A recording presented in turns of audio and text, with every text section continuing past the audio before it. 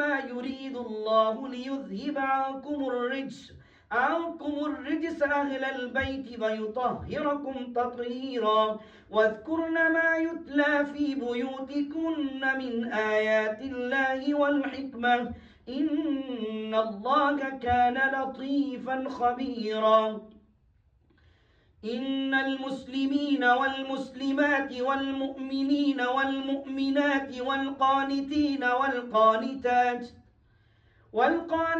والقانتات والصادقين والصادقات والصابرين والصابرات والخاشعين والخاشعات والمتصدقين والمتصدقات والصائمين والصائمات والحافظين فروجهم والحافظات